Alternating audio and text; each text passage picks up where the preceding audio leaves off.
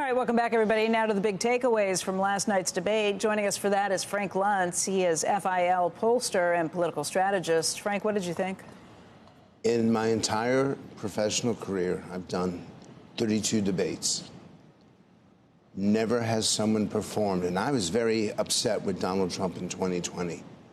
I have never seen a performance like I saw last night.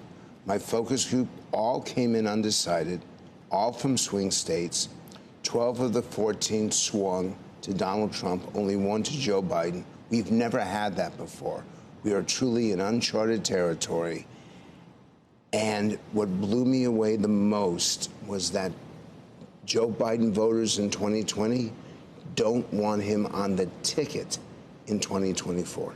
What the reaction? You had 14 swing voters from these states. All undecided, all voting Republican and Democrat back and forth over the last 10 years, and boy, did they swing. So let's see. You hosted that focus group. Why don't we hear what they had to say? Let's listen in. He does not have the leadership qualities to survive for the next 4 years.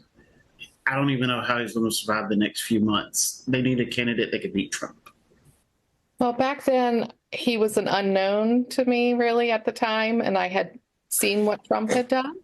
And now that I've seen him in action or inaction, I just think if the Democrats want to have a chance at putting someone in the White House, they need to put someone else up.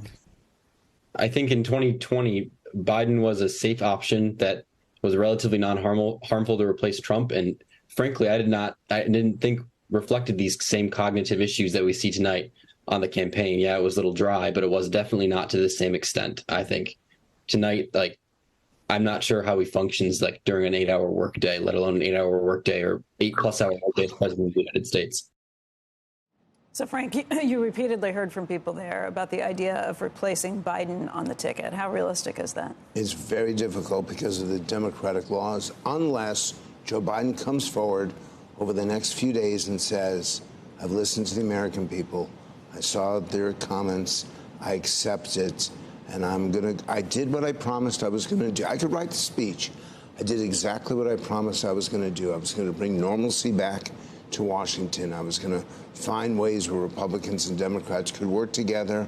And now it's time for somebody else to take the reins. But he'd have to do it very quickly. He'd have to himself want to step aside, and there's no indication that he wishes to do that. And it was so devastating. Individual after individual said, I don't like Donald Trump, but Joe Biden scares me.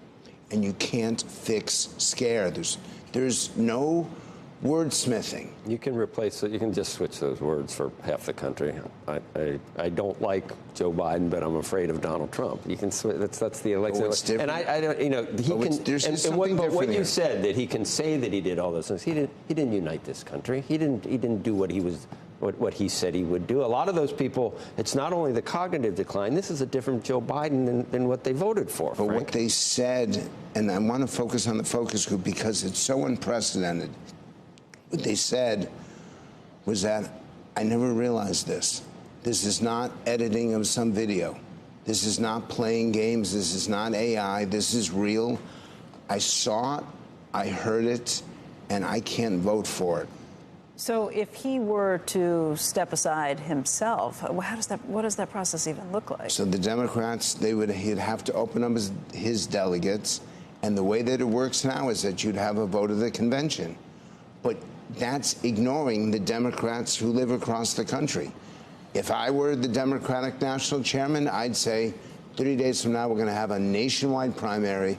Candidates can run and give it back to the voters, because I promise you, if this is a backroom deal, then you're going to have people so angry that their choice was taken away from them. But again, we are in uncharted territory.